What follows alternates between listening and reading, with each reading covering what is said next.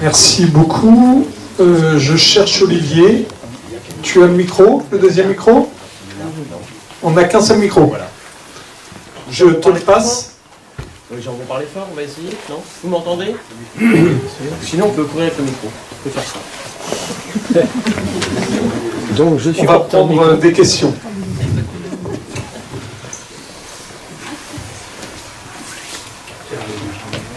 Il est proche. Alors, je vous poserai une question. Est-ce que les réseaux sociaux ne sont pas une entrave à la laïcité, en fait?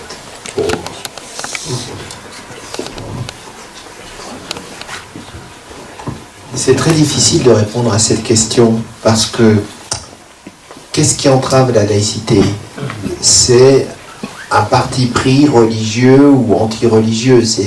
Ce qui entrave la laïcité, c'est le refus de reconnaître à chacun la liberté de choisir sa conviction spirituelle, son mode d'accomplissement, etc. Alors, les réseaux sociaux, je comprends que vous posiez la question, parce que les réseaux sociaux ont fait apparaître récemment des choses qui ne sont pas forcément bonnes. On dit d'un côté, les réseaux sociaux permettent de développer le débat collectif, horizontal, démocratique, mais d'un autre côté, ils permettent aussi de répandre des calomnies, de répandre des choses absolument fausses, donc de corrompre la pensée, donc de conditionner les gens. Et c'est en ce sens. Alors peut-être que les réseaux sociaux, je ne sais pas, je ne peux pas vous donner une réponse, et puis peut-être que Michel pourra répondre aussi, mais moi, j'ai du mal à vous donner une réponse univoque. Je pense que les réseaux sociaux, c'est un peu comme les techniques. Des techniques, on peut faire un bon usage. On peut aussi en faire un très mauvais usage. À la télévision, c'est pareil. La télévision, ça peut être un instrument de conditionnement et absolument terrible, mais ça peut être un instrument de culture fabuleux. Donc effectivement, là, plus l'homme a de moyens techniques pour communiquer, pour transcender les distances, etc., plus sa responsabilité est grande.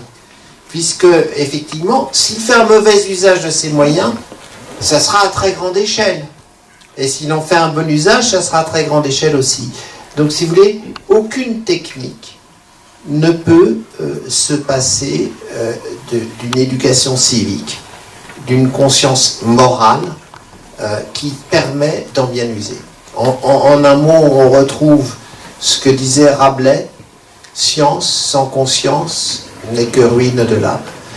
Donc voilà, pardon parce que c'est pas une réponse spécifique aux réseaux sociaux. D'ailleurs, je connais pas assez bien la question, mais c'est une réponse générale. Je sais pas si Michel veut dire quelque chose. Non. Juste un mot, pour moi, les réseaux sociaux sont au débat collectif ce qu'était la multiplicité des journaux à la fin du 19e siècle. Quand on regarde la multiplicité des journaux, aujourd'hui c'est plus le cas, hein. Quand on regardait Lyon, il y avait 6 ou 7 journaux, je crois, qui tournaient à la fin du 19e, début du 20e. Bon. Là aujourd'hui ce sont des réseaux sociaux, la modernité est rentrée en ligne de compte.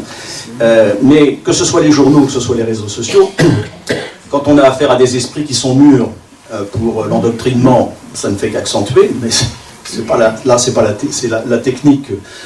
Peut-être un effet des multiplicateurs, mais encore.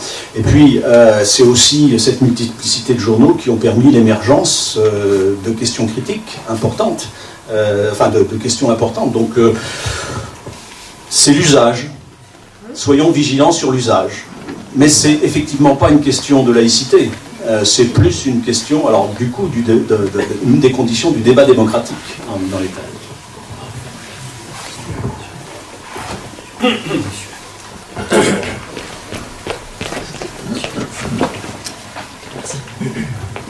Oui, bonsoir. Souvent, la laïcité est attaquée par diverses façons, et notamment les textes des gouvernements, quelquefois successifs, nous promettent de grands changements.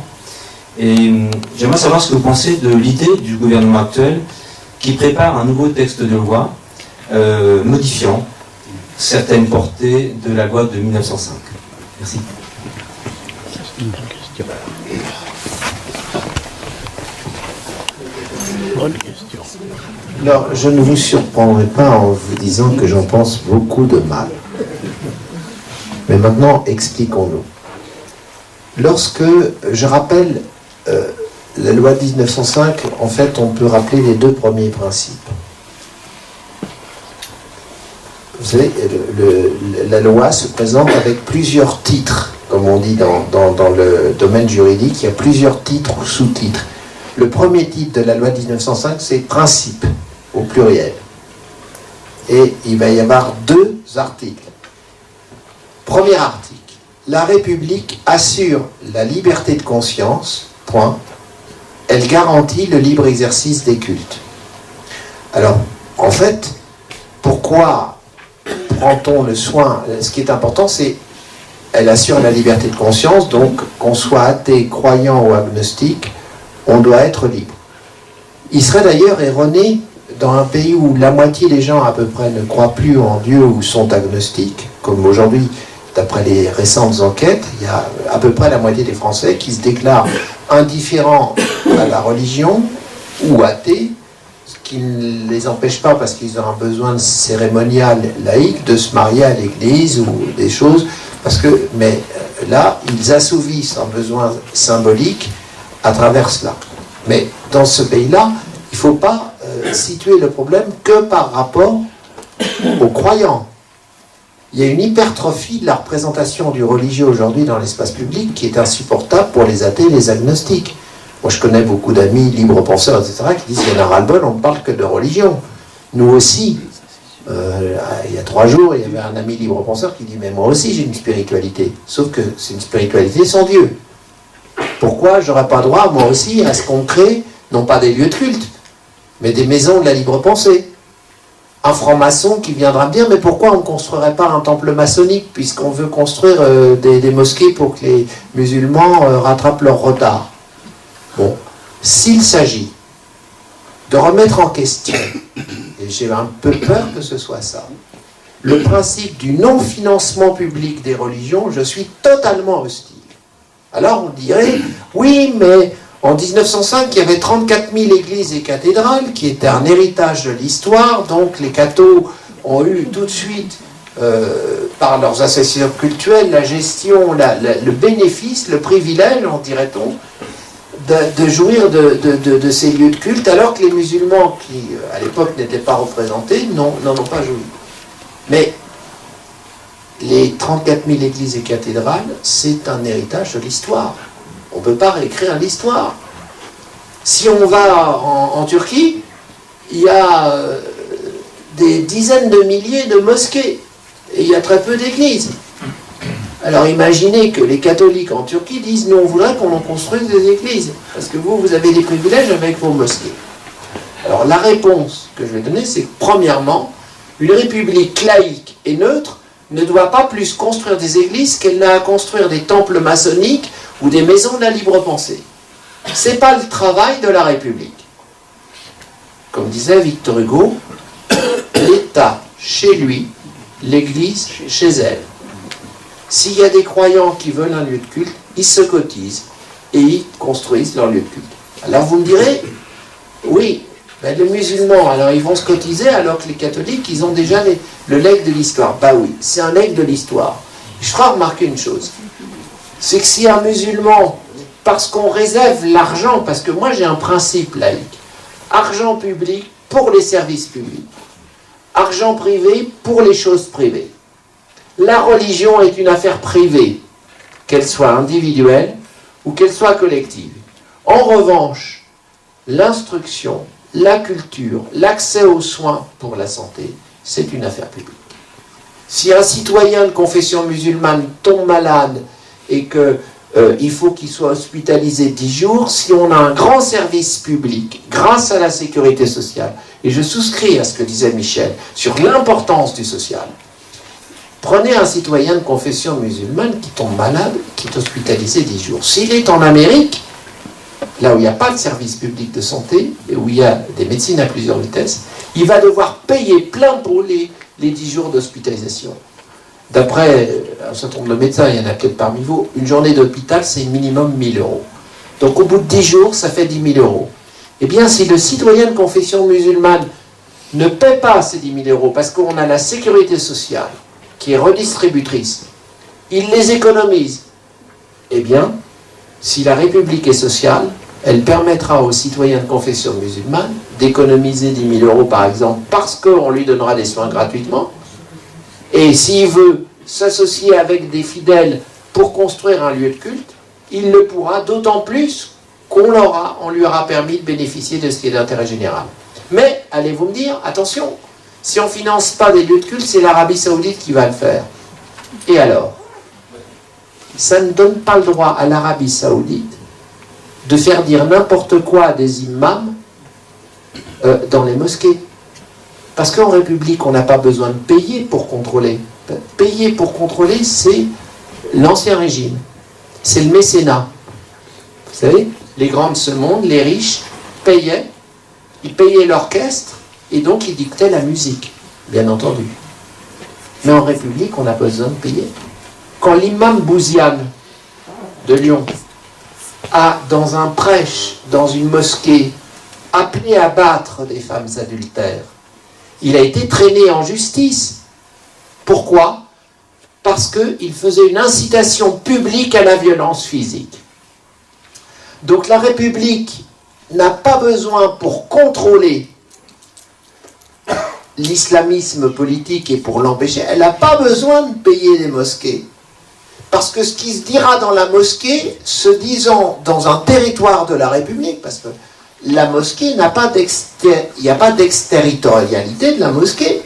La mosquée en France, ce n'est pas une parcelle d'Arabie Saoudite.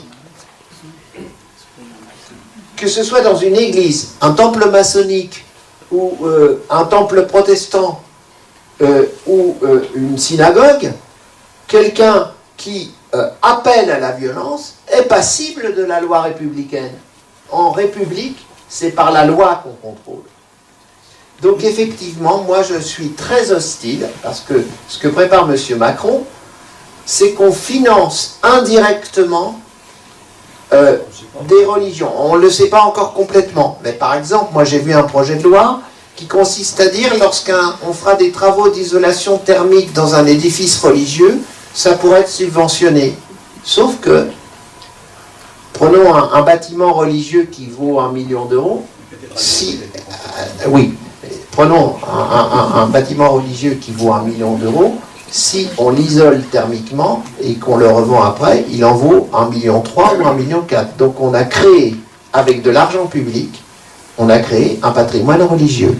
C'est attentatoire à la loi 1905, dont le 2e article dit « La République ne reconnaît, ne salarie, ni ne subventionne aucun culte. » Donc si elle ne reconnaît, ne salarie, ni ne subventionne aucun culte, il n'y a aucune raison de rétablir un financement public des cultes, un financement hypocrite, un financement indirect. Alors que par ailleurs, et c'est le paradoxe, j'attire votre attention, vous savez bien que les services publics sont en déshérence. On ferme des hôpitaux, on manque d'infirmières dans les hôpitaux, c'est la grande misère des hôpitaux publics. Pourquoi sacrifier l'universel sur l'autel du particulier? Je ne suis pas d'accord. Et je crois que le principe argent public pour les services publics, argent privé pour les services privés, doit rester une règle. Que quelqu'un ait envie de prier dans un lieu de culte, c'est son affaire. Mais que quelqu'un tombe malade, c'est l'affaire de toute la République. Voilà, il faut maintenir fort la distinction entre ce qui est privé et ce qui est public. Sinon, on va faire ce paradoxe qu'on va donner de l'argent pour les religions alors qu'on retire de l'argent au service public. Imaginez que les libres penseurs disent « nous aussi on veut des lieux pour nous réunir, on veut des maisons de la libre pensée ». Prenez des francs-maçons qui vont dire « nous aussi on a une spiritualité, on veut des temples maçonniques ». Pourquoi on aiderait les religieux à se fabriquer des lieux de culte et pas les francs-maçons à se fabriquer des lieux de rencontre? Il faut appliquer simplement. Il y a des choses qui n'engagent que les gens qui les veulent et des choses qui sont communes à tous. la santé est finançable, la religion ne l'est pas plus que l'athéisme.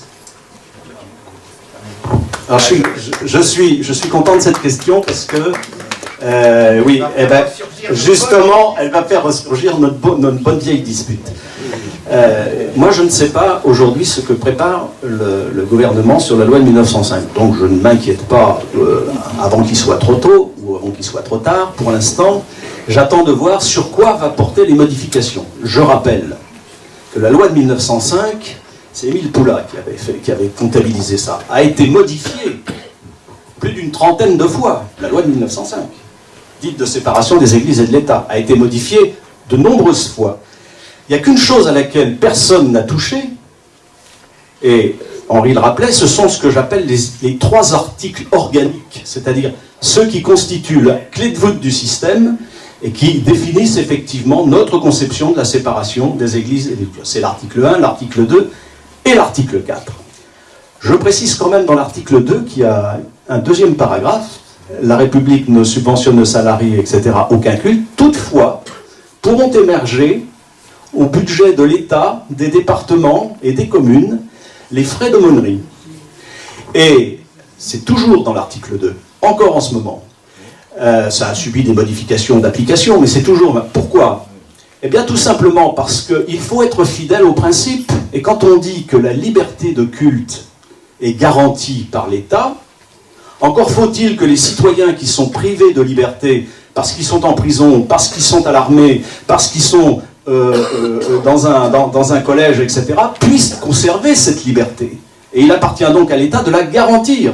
Les aumôneries ont été maintenues, enfin financées par les fonds publics sur la base de ce principe. Ce n'est pas du tout une concession qui a été faite au financement privé des cultes. Alors maintenant, il y a un autre problème sur lequel je voudrais attirer votre attention, parce qu'au fond, dans ces questions-là, les choses sont assez complexes. Ce que veut faire le gouvernement, si j'ai bien compris, dans son état d'esprit, c'est qu'il cherche les moyens de renforcer la police des cultes. On comprend bien pourquoi, notamment à cause de cette présence d'un islam incontrôlable, etc., qui effectivement pose problème. Alors là, j'attends de voir ce qu'il va modifier. À mon avis, il n'y a pas besoin de modifier la loi de 1905. En revanche, il faut abolir la loi de 1907. Que dit la loi de 1907 ? C'est important de faire cette histoire, parce que ça permet de réfléchir un peu autrement, éventuellement, aux propositions de modification qui seront faites par l'État. Quand en 1905, après avoir promulgué la loi de séparation, le Vatican, au mois de janvier 1906, promulgue une encyclique Vehementer Nos, c'est une encyclique de condamnation systématique, non seulement de la laïcité, mais de la démocratie. Il y a une phrase du pape à ce moment-là qui est dans l'encyclique qui dit « Les principes sur lesquels la République française a fondé cette laïcité sont contraires à nos dogmes. Chez nous, il y a le troupeau et le pasteur et le troupeau. » Voilà. Conception pyramidale. À cause de cela, nous condamnons la loi de 1905. Et puis, c'est pas terminé. En août 1906, nouvelle encyclique dans laquelle il dit « J'interdis aux catholiques », alors cette fois-ci il s'adresse aux catholiques, d'user et d'utiliser les termes de la loi de 1905 pour participer ou pour gérer les lieux de culte. On se trouve donc en 1906 dans cette situation où l'État, les communes, les départements sont propriétaires de la majorité des lieux de culte, et en tant que propriétaires, pour respecter la légitimité républicaine, ils ont besoin d'avoir en face d'eux des corps constitués, avec qui ils vont passer des baux de location. Or, l'Église dit, hors de question, nous ne serons pas l'interlocuteur de cette politique. Donc, l'État se retrouve avec des lieux de culte dont il ne sait quoi faire, puisque, à part faire le culte dans un lieu de culte, ça ne va pas très bien, et personne en face pour accepter de passer les accords. Alors là, Aristide Briand dit, bon, s'ils ne veulent pas de la loi de 1905, on va faire une loi les autorisant à utiliser la loi de 1901. Et c'est la fameuse loi de 1907 qui est très courte, qui n'a qu'un article, les cultes pourront se constituer, les cultes pourront se constituer selon la loi de 1901. Curieusement, l'Église n'en a pas voulu non plus, et pendant 25 ans, c'est bon quand même à rappeler, la République, bonne fille, Aristide Briand disait bienveillante. Moi j'aime bien ce mot. Il n'a pas tout cassé. Il a fallu attendre 1925 pour qu'à nouveau, avec les accords Cerruti-Briand, on se remette autour de la table et on constitue ce qu'on appelle aujourd'hui les diocésaines. C'est ça, les associations avec lesquelles il a été possible donc de négocier l'usage des locaux. Mais ce sont les musulmans, un siècle après ou presque, qui, arrivant en France, à la suite, il ne faut jamais perdre de vue que le culte musulman en France est issu de la colonisation. Confère ce que je disais à propos des inégalités de la question sociale. Ce sont les musulmans qui ont utilisé la loi de 1901 pour constituer les associations cultuelles musulmanes à des fins de diriger les mosquées et de poursuivre le culte. Quelle est la différence entre l'association loi 1901 et l'association diocésaine loi 1905? Il y a une différence fondamentale. Dans la loi de 1901, c'est une association de droit privé dans laquelle l'État n'a aucun pouvoir de regard. L'État n'a aucun pouvoir de s'immiscer dans une loi 1901. En revanche, il est clairement stipulé dans la loi de 1905 que l'État a droit de regard sur le financement, les comptes de l'association cultuelle ou l'association diocésaine en question. Et par conséquent, pour répondre à votre question, si c'est ça qu'il faut modifier, c'est-à-dire si c'est par cette voie qu'on va essayer de contrôler au mieux les financements un peu obscurs de certains cultes musulmans, ou de certaines familles du culte musulman, si c'est par cette loi qu'on va essayer de contrôler un petit peu mieux, alors je dis oui, abolissons la loi de 1907 et imposons aux cultuelles musulmanes de se référer et d'utiliser, comme les autres cultes, la loi de 1905. Si c'est ça la modification, moi je la signe. Mais je ne suis pas sûr que ce soit ça non plus, puisque je n'en sais rien dans l'état actuel des choses. Mais on voit bien qu'il y a là un nœud qui empoisonne aujourd'hui les rapports islam-État, parce qu'effectivement, je ne crois pas que l'État libérera les cordons de la bourse pour construire des mosquées. Ça, je ne le crois pas. Dans le contexte actuel, ça ferait un tel bordel que, pardonnez-moi l'expression, mais que c'est pas envisageable. En revanche, je vous rappelle que la loi de 1905 et suite offre des facilités financières que les musulmans n'utilisent pas d'ailleurs toujours, que les collectivités publiques ne leur consentent pas non plus alors qu'elles pourraient le faire. Par exemple, il y a la possibilité, c'est dans la loi, de construire une mosquée sur un terrain avec un bail amphithéotique à 1 euro le bail amphithéotique en quelque sorte. Pas de construire la mosquée, mais une collectivité publique peut aujourd'hui très bien décider qu'un terrain soit donné par un bail amphithéotique à un culte. Il y a la possibilité pour cette même collectivité de garantir l'emprunt que l'association musulmane cultuelle serait amenée à faire pour construire les murs, précisément. Il y a la possibilité, parce que ça, il ne faut jamais se tromper sur cette affaire, pour l'État qui n'a jamais subventionné, qui n'a plus subventionné les cultes, mais qui a continué à subventionner les associations religieuses. C'est aussi ça dans la loi. Donc vous voyez, c'est complexe cette affaire. Il faut regarder de très près à la fois cette histoire et en même temps les données avant de s'emballer et avant de crier au loup dans l'état actuel des choses. Moi je partage cet avis. Il y a une inégalité historique de départ entre le culte musulman et les autres cultes, mais il y a peut-être une manière intelligente, et j'allais dire, je reprends le mot d'Aristide Briand, bienveillante, de faire en sorte que les inégalités actuellement existantes se réduisent un peu pour redonner confiance aux musulmans dans les capacités de la République à prendre leur liberté de culte en considération. Je rappelle que, je terminerai là-dessus, Atatürk, on en parlait tout à l'heure, il a certes laïcisé son pays, mais il n'a pas pour autant rétabli la démocratie. Et donc, une laïcité sans démocratie, c'est problématique. Essayons, et les musulmans n'ont que cette référence-là. Ils n'ont que cette référence-là. Le seul pays laïque dans le monde musulman, c'est la Turquie, effectivement. Mais ils disent, moi j'en ai rencontré plusieurs qui me disent, attends, tu nous la Bible, d'accord, c'est un pays laïque, mais à quel prix sur le plan de la démocratie? Oui, bon. Alors voilà, je milite pour qu'on soit qu'on fasse fonctionner la pensée complexe sur cette question, parce que c'est une question très délicate et on peut déraper très vite, simplement en s'en tenant aux principes. Il faut voir comment les principes peuvent aujourd'hui irriguer des évolutions permettant que ces inégalités se réduisent un peu et que chacun y retrouve son compte. J'émets quand même un petit bémol.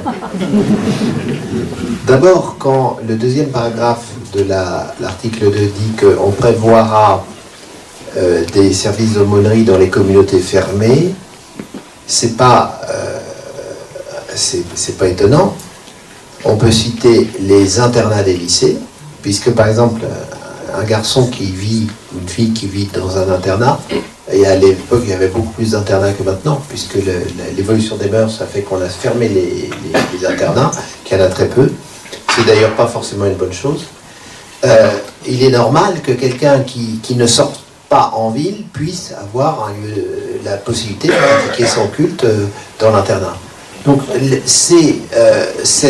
cela ne contrevient pas au principe de non-financement. On dit simplement qu'on s'arrangera pour que dans les communautés fermées, et on en cite, les hospices, les prisons, ça peut être les casernes aussi, les internats des lycées, il pourra y avoir des services d'aumônerie. Mais par exemple, quand on voit qu'aujourd'hui il y a des aumôneries dans des lycées où il n'y a plus d'internat, c'est un scandale absolu.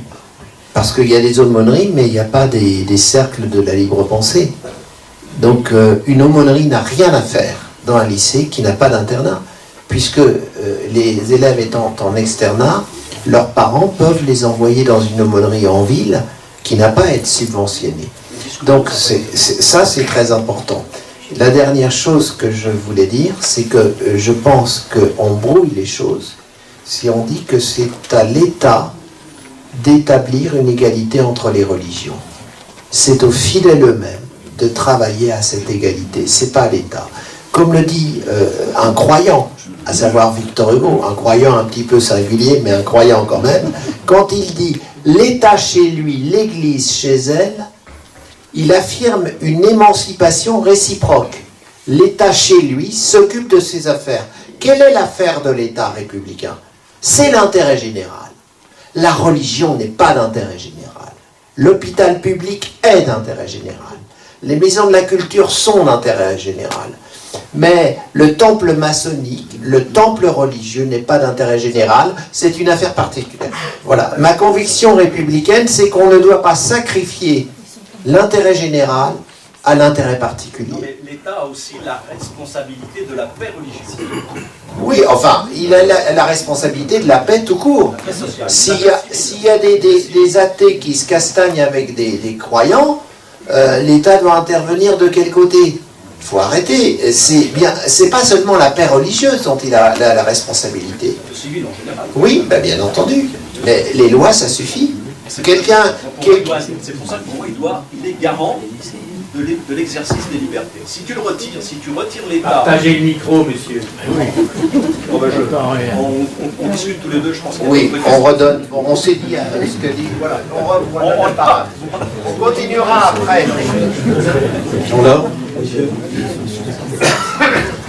Bonjour, Daniel Delvert. Mathieu et Christophe se disent, ça y est, il prend la parole, qu'est-ce qu'il va nous apporter? Alors, je suis malade, mais j'ai pas pris trop de drogue, ça va. Alors, moi, je vous admire dans votre parole, j'ai lu quelques extraits de vos livres, et vous êtes d'un humanisme que j'admire. Une fois que j'ai dit ça, la laïcité, pour moi, elle est née du catholicisme, de la chrétienté, exclusivement.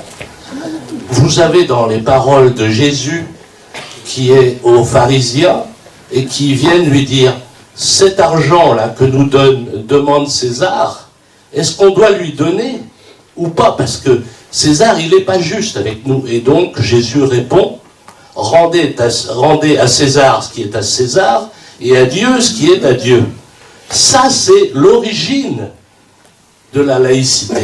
Et tout votre raisonnement, il est parce que vous êtes chrétien, catholique et même espagnol. Oui, je suis même espagnol, d'origine espagnole.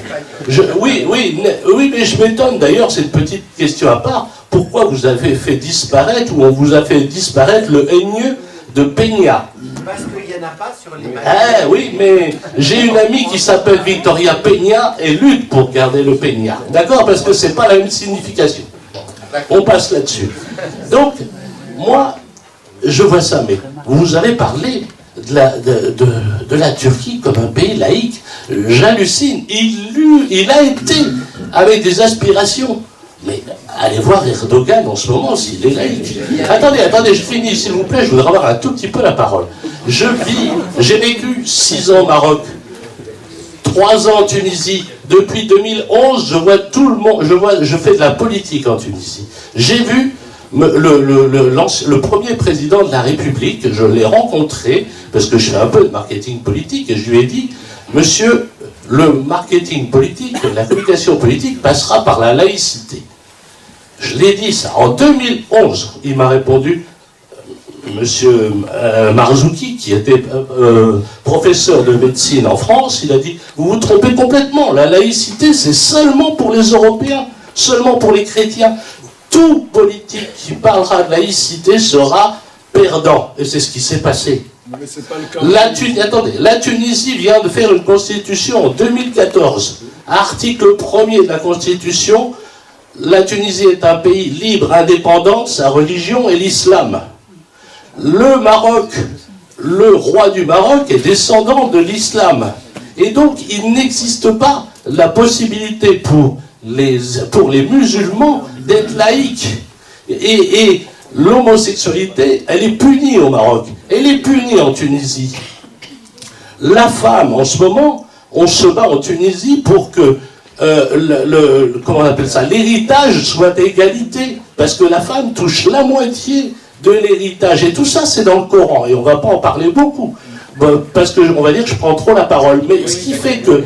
oui, mais en attendant, monsieur, excusez-moi, parce qu'il faut parler de ça. Donc, quand on a une population musulmane qui est musulmane et qui veut la paix, qui vit bien en France, mais qu'il y a des tendances dans les pays musulmans à exporter une religion qui nie la laïcité, on a des problèmes de laïcité en France. Voilà, et je pourrais en parler davantage. Donc, je ne sais pas si je me suis exprimé clairement.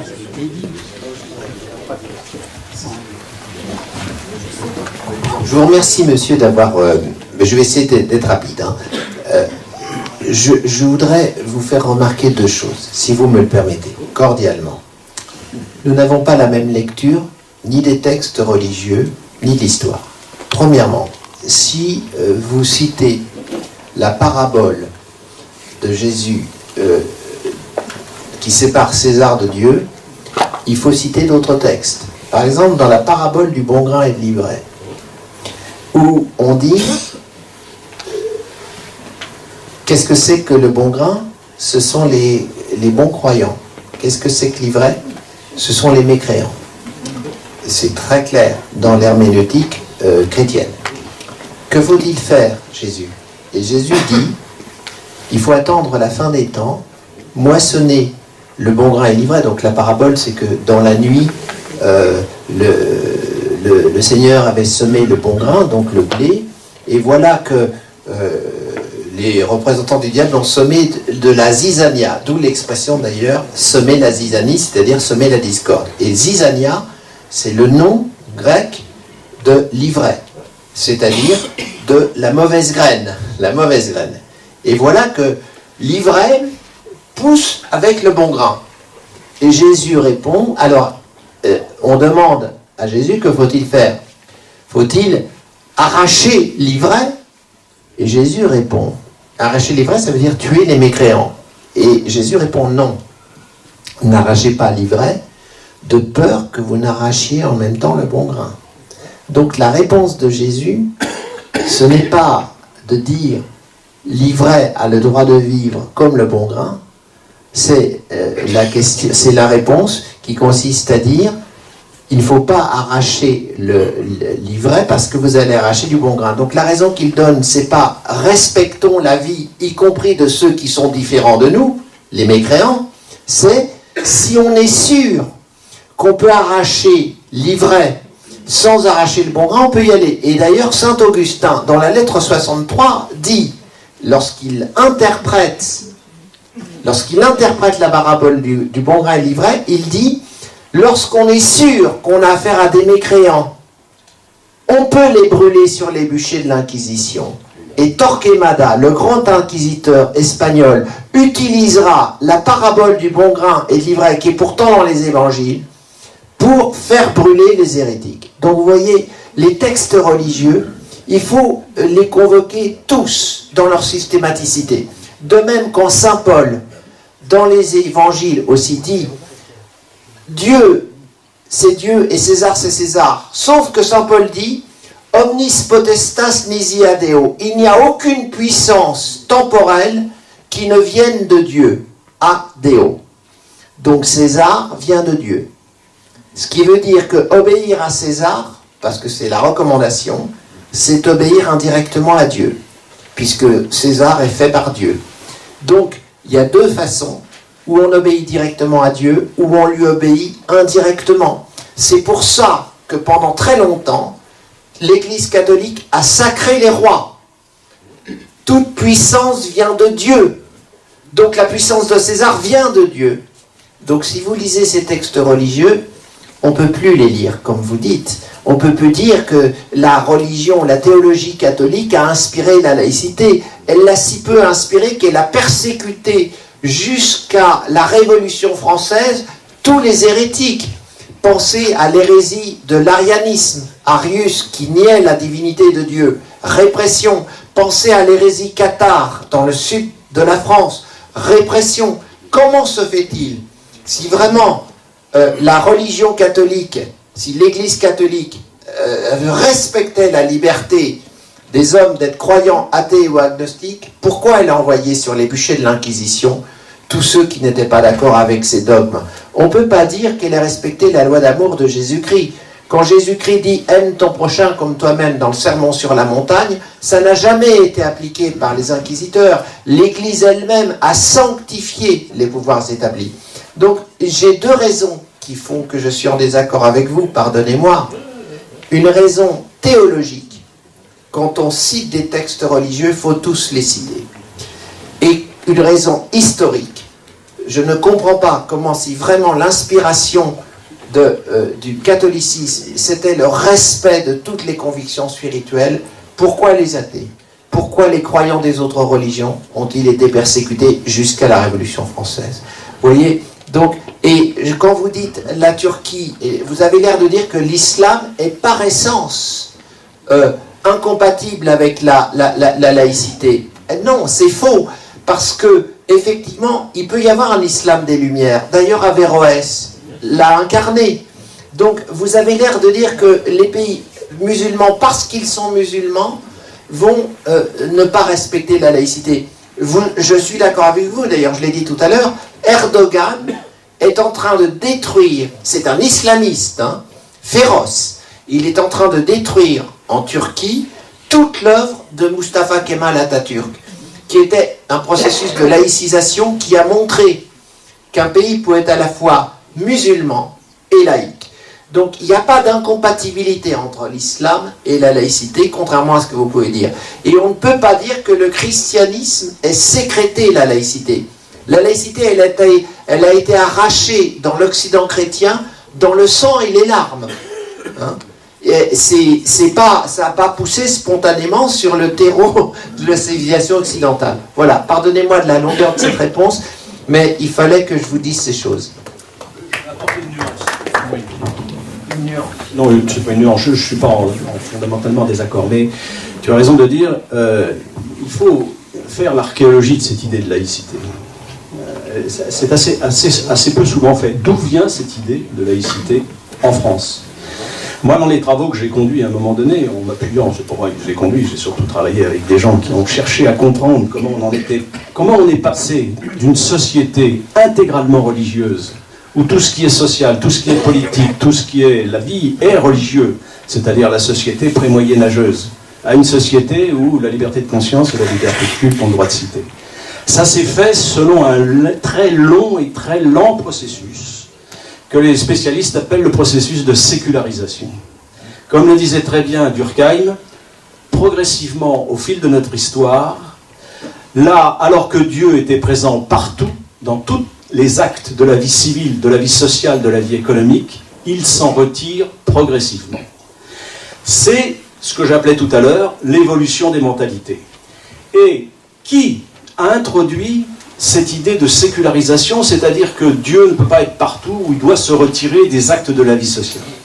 Eh bien, curieusement, qui faisait référence, ce sont les penseurs musulmans, arabo-andalous, qui, au tournant du Xe siècle, ont introduit cette question qui a fait un ravage dans la scolastique chrétienne, et qui consiste à dire il faut distinguer ce qui relève de l'ordre de foi de ce qui relève de l'ordre de raison. Distinguer ce qui relève de l'ordre de foi de ce qui relève de l'ordre de raison. On ne peut plus fusionner les deux. Et à partir de ce moment-là, comme le dit Durkheim encore, le ver était dans le fruit.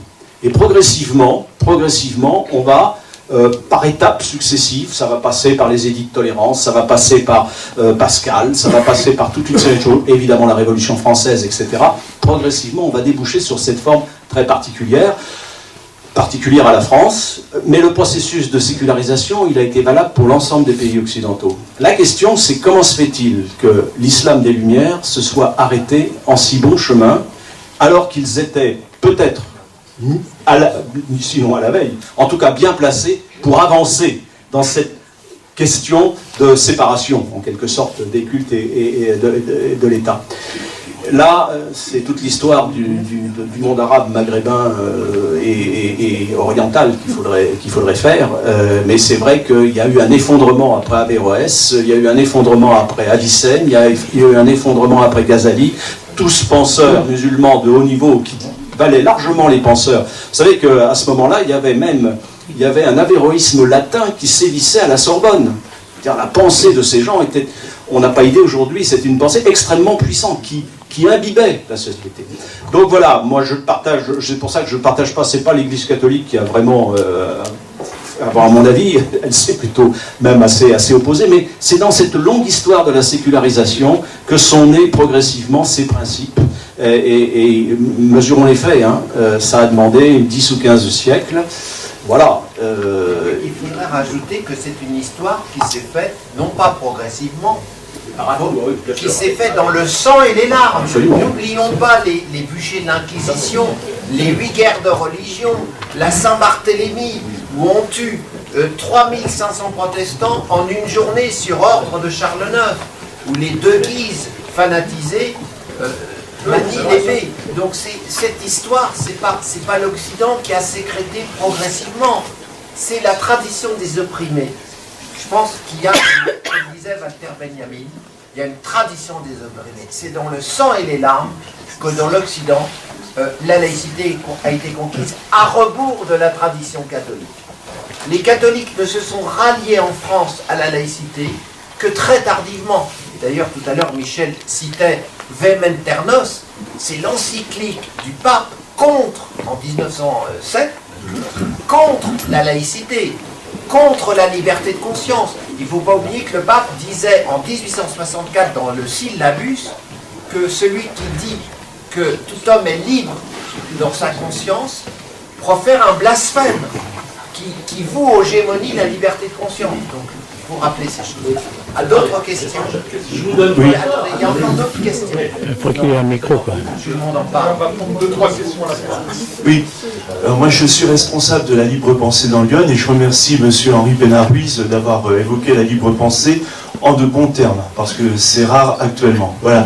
Alors, j'adhère totalement à vos propos concernant le projet Macron de réformer, toiletter, dépoussiérer la loi de 1905, parce que d'abord, il a très mal commencé dans ses propos, lorsque devenu chanoine de Latran, il a voulu réparer le lien cassé entre les églises et l'État, alors qu'il s'agit de continuer à séparer les églises et de l'État, parce que comme disait Jean Jaurès, c'est la loi sociale la plus importante de notre pays. Hein, il disait ça à l'époque. Et moi, je suis particulièrement indigné de voir comment certains élus politiques, à petit niveau et à très grand niveau, bafouent cette loi de 1905, par exemple, et ce n'est pas qu'une anecdote, en installant ou en voulant installer des crèches dans les hôtels de ville, dans les hôtels de région. Mais je suis aussi scandalisé de voir que les préfets, qui sont là pour faire respecter les lois républicaines, et notamment la loi de 1905, eux aussi bafouent cette loi. Par exemple, dans quelques jours, à Auxerre, il va y avoir une messe, et c'est une première concernant les policiers, il va y avoir à Saint-Eusèbe une messe des policiers pour la Saint-Martin, qui est, paraît-il, leur saint patron, et c'est le préfet, d'après Lyon Républicaine, le journal, qui est chargé de l'organiser avec les services de la police. Alors quand on interpelle des gens à la préfecture, ils nous disent la laïcité, c'est la liberté de faire ça. Non, la laïcité, c'est aussi la neutralité des représentants dans le département. Voilà. Alors, j'étais très content aussi que vous évoquiez la loi Debré, parce que c'est tombé en désuétude, semble-t-il, pour les partis politiques de demander son abrogation. Et pourtant, elle est là, elle est très prégnante, parce que depuis la loi de séparation des églises et de l'État, il y a eu beaucoup de lois anti-laïques de promulguées, dont la loi Debré, et ça représente quand même 10 milliards d'euros annuellement pris dans les deniers publics pour les verser à l'enseignement confessionnel à 95% catholique, hein, d'ailleurs.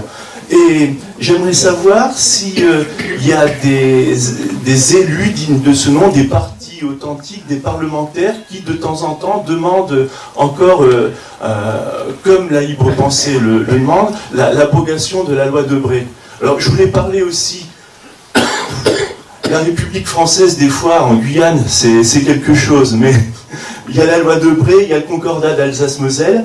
Vous savez que la Guyane manque énormément de tout. Et il y a cependant une ordonnance royale de 1828 qui oblige le département guyanais à salarier 26 prêtres annuellement. Ça représente 1 million d'euros, un pognon dingue, alors que la Guyane manque de tout au niveau des services publics. Et l'an dernier, lorsque le président du département de la Guyane est allé à Paris devant le Conseil constitutionnel avec un avocat chevronné de Cayenne, eh bien le Conseil constitutionnel a dit « Continuons de valider l'ordonnance royale de 1828 ». On est dans une drôle de république parfois. Alors, voilà, j'appelle les laïcs ici convaincus à se battre pour faire respecter cette loi de 1905. Nous concernant, nous par exemple, on fait un rassemblement devant la préfecture samedi 8 décembre, dans quelques jours, à 15h, et puis tout le monde est bienvenu. Voilà. J'ai une toute petite réponse à faire. Vous me demandez si je connais un homme politique qui a ou qui respecte la laïcité. Eh bien, je vais vous en citer un. Georges Clemenceau. Nous sommes en 1918. La Première Guerre mondiale vient de s'achever.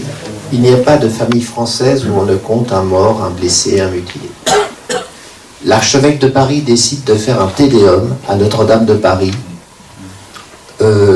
en hommage à tous les morts de la guerre. C'est liberté absolue. Le gouvernement délibère sous la présidence de ce qu'on appelle à l'époque le président du Conseil, l'équivalent du Premier ministre aujourd'hui. Le président du Conseil est Georges Clemenceau. Et Georges Clemenceau fait adopter la règle suivante. Nous ne répondrons pas à l'invitation de l'archevêque de Paris.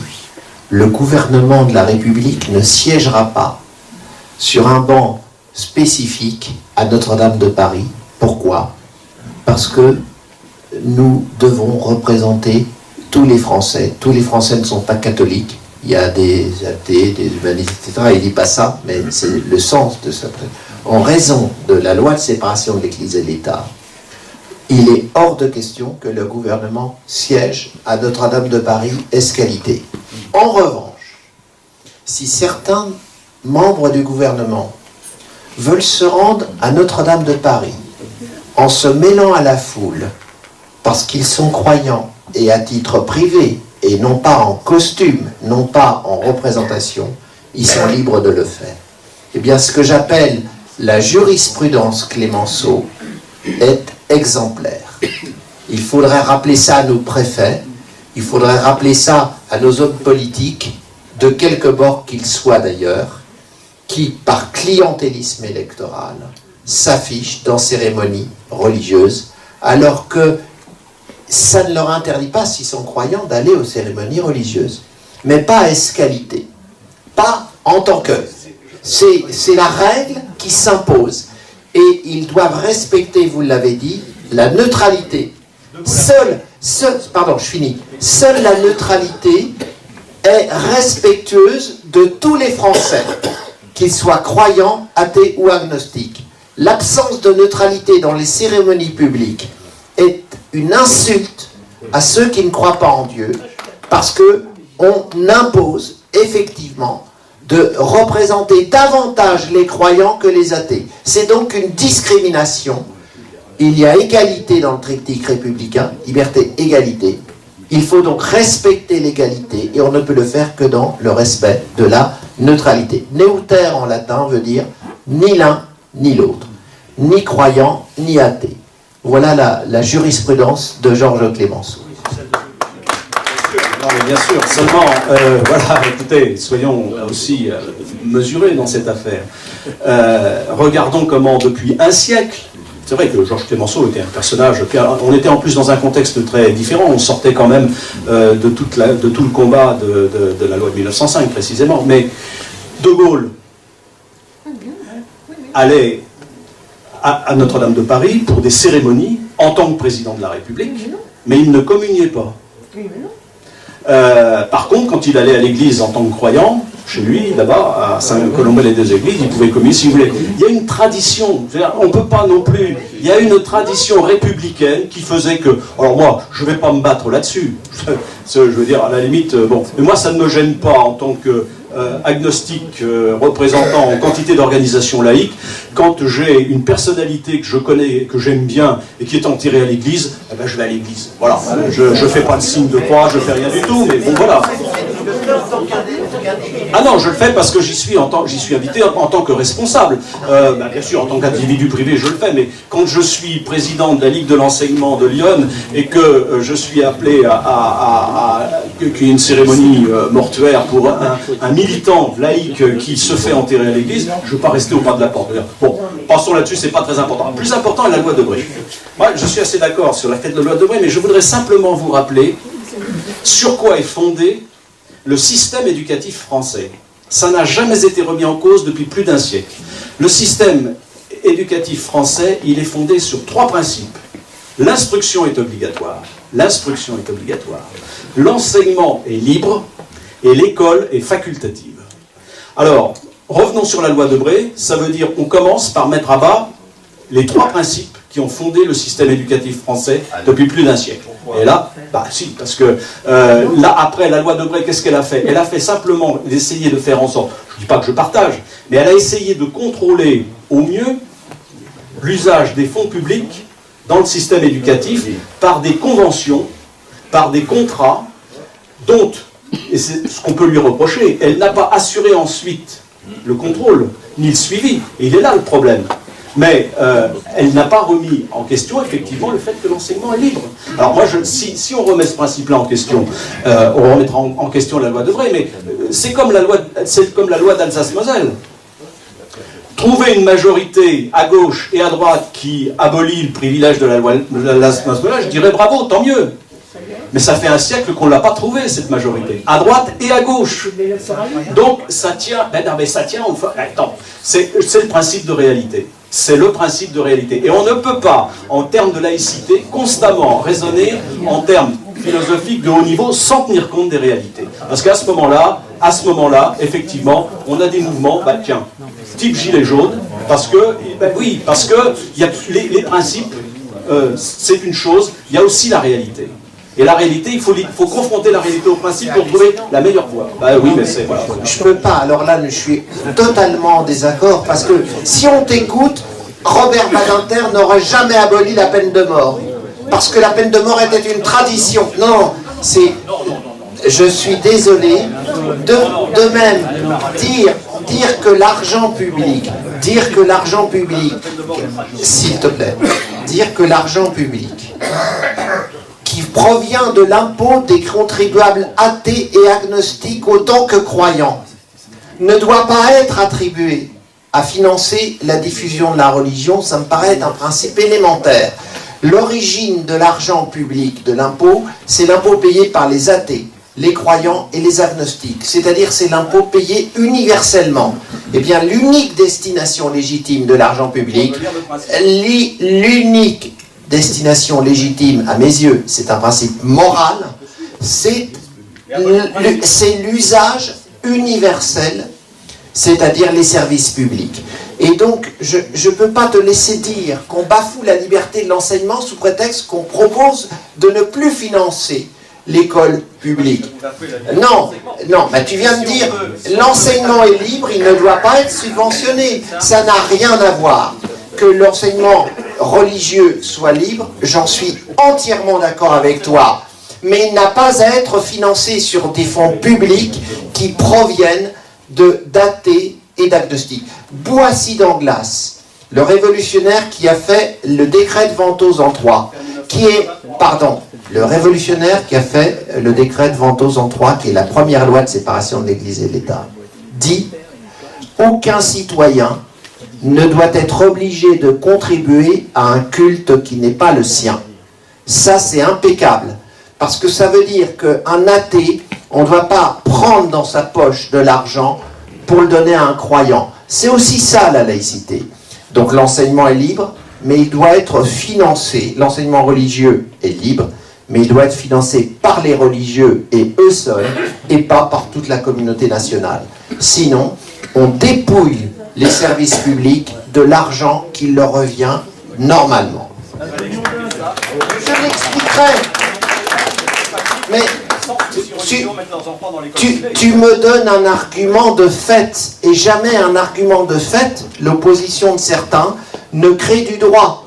Je ne vois pas pourquoi on ne va pas se battre pour quelque chose sous prétexte qu'actuellement, c'est pas majoritaire. C'est un drôle d'argument de dire... c'est pour ça que je compare avec quand Robert Badinter, pardon, je peux finir mon argument. Quand Robert Badinter a proposé l'abolition de la peine de mort en application du programme de François Mitterrand, il n'a fait que prendre le contre-pied de ceux qui pensaient que la justice c'était de la vengeance. Et à l'époque, effectivement, il y avait une majorité contre cette abolition.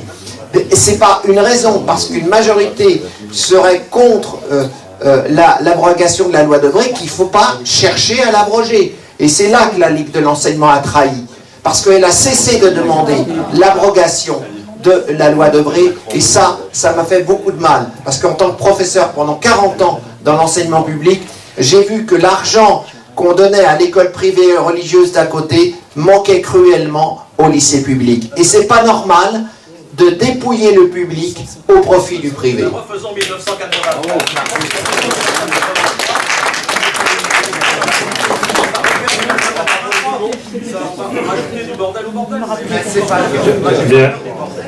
J'ai ma question qui a évolué au fur et à mesure des discussions, mais c'est vrai que vous parliez des religions qui ne devraient pas se mêler de la politique. Aujourd'hui, on a des politiques qui commencent à se mêler de la religion et qui même mettent en avant cette religion. Est-ce que cette obligation de neutralité que l'État a et tous les représentants de l'État ont ne devrait pas s'imposer également aux partis politiques ? Le Parti démocrate chrétien, ça existe. Oui, mais ça ne devrait pas. Pour le coup, alors, ça ne devrait pas. Ah, oui. Alors, si vous me dites que le Parti démocrate chrétien ne devrait pas exister, ça fait beaucoup de monde hein, qui devrait pas. Bon, ça existe les partis. Ça existe. Les partis qui ont des filiations religieuses, ça existe. Les partis, je le rappelle, sont des corps intermédiaires de droit privé. Hein. Ils contribuent à l'expression du suffrage universel, ça c'est un fait, mais ce sont de droits privés. Et leur inspiration, partout en Occident en particulier, sont diverses. Il y a aussi des partis d'inspiration protestante et des partis d'inspiration libérale. Oui, je vais, pour une fois, je vais aller à nouveau dans le sens de Michel. C'est ce que je veux dire. On peut pas dire exactement que les religions n'ont pas le droit de s'exprimer sur des questions politiques. Elles en ont parfaitement le droit. Quand, par exemple, la pilule du lendemain a été inventée par des laboratoires, donc cette pilule qu'une femme qui a eu un rapport sexuel non protégé peut absorber pour éviter une opération longue, à savoir l'avortement, il y a eu un débat en France, je m'en souviens très bien. Monsieur Lustiger s'était prononcé contre la libéralisation de la pilule du lendemain. Il en avait parfaitement le droit. C'est-à-dire que l'Église pouvait exprimer dans la sphère publique démocratique son opposition. Mais le planning familial pouvait exprimer aussi son acceptation de la pilule abortive. Il y a eu un débat en démocratie et le peuple a tranché. Et il a tranché dans le sens de la légalisation de la pilule abortive. Pareil pour le mariage pour tous. Quand Christiane Taubira a courageusement proposé que si on appelle mariage l'union volontaire de deux êtres qui s'aiment, eh bien la seule règle qui sera exigée de ces êtres, c'est pas qu'ils soient du même sexe, c'est qu'ils se respectent mutuellement, c'est-à-dire la règle républicaine. Donc effectivement, il n'est pas question d'interdire d'expression les religieux, ou les athées, ou les agnostiques. Il est question d'interdire tout privilège de la religion. C'est pas la même chose. La laïcité ne s'en prend pas à la manifestation de la religion dans le débat démocratique. Elle peut se manifester tout le temps. Mais elle s'en prend à la volonté de privilège. Et ça, c'est quand même très important. C'est pourquoi, moi, je pense que la neutralité de la puissance publique est extrêmement importante. C'est le cadre laïque neutre qui rend possible que toutes les options spirituelles puissent s'exprimer, mais à égalité. Eh bien, aujourd'hui, il n'y a pas d'école privée athée. Est-ce que vous connaissez des écoles privées qui sont financées sur fonds publics et où on enseigne l'humanisme athée? Ça n'existe pas. Mais non, ça n'existe pas. On n'enseigne pas l'humanisme athée. Je connais bien je suis désolé, là tu racontes des bêtises, parce qu'on n'enseigne pas l'humanisme athée à l'école alsacienne qui est plutôt d'inspiration protestante. Alors il ne faut pas raconter de crack. On enseigne indépendant. Non, mais ça n'a rien à voir. Quand il y a une catéchèse dans une école privée religieuse sur fonds publics, on fabrique bien du catholique quand même. C'est bien un enrôlement. Et ce n'est pas le rôle de l'argent public de financer un enrôlement religieux. Ce ne serait d'ailleurs pas son rôle de financer un enrôlement athée. Imaginez que des libres penseurs disent « nous aussi on veut nos écoles de la libre pensée où on enseignera l'humanisme athée ». Je ne serais pas plus d'accord parce que je suis universaliste. On ne peut pas accorder aux croyances qu'on n'accorde pas aux athées. C'est pour ça que je veux abroger le concordat d'Alsace-Moselle. En Alsace-Moselle, tenez-vous bien, il y a un système discriminatoire. Les familles athées sont obligées de solliciter une dérogation pour que leurs enfants n'aillent pas au cours de religion. Alors ça veut dire quoi? Ça veut dire que la religion est la norme et que la non-religion est une dérogation à la norme. Donc on hiérarchise. Et c'est pire que ça. Non, ils n'ont pas gagné. Non. C'est pire que ça, parce que quand les parents ne veulent pas que les enfants assistent au cours de religion, ils ont droit au cours de morale. Et pendant ce cours de morale, qu'a-t-on comme cours de morale? Un cours de religion. Voilà. Et quand... oui, non mais, nous, ça fait 10 ans qu'on le vit et qu'on se bat avec ça. Et c'est terrible, parce que, alors, on regarde le cahier et on regarde si c'est un cours des religions, parce que pourquoi pas, au nom de l'universalisme, on pourrait avoir, pendant cette heure dite de morale, un cours d'histoire des religions. Non, il faudra ajouter de toutes les convictions spirituelles. L'humanisme athée et agnostique, il faudrait parler de Diderot, de D'Holbach, d'Helvétius, de Sartre et de Camus, quand même, pas que les religions. Là, c'est pas du tout ça. On est vraiment sur Un cours de catéchisme. Un cours de catéchisme ou catéchèse, enfin, c'est vraiment... Non, mais c'est... Mais en Alsace-Moselle, on parle bien de cours de religion dans l'école publique, Oui, oui. Et pendant c'est- les horaires. Et c'est pendant les horaires scolaires et dans l'école publique. C'est une survivance anachronique qui devrait disparaître. C'est une tâche. Les dans- militants qui se battent ne résistent pas.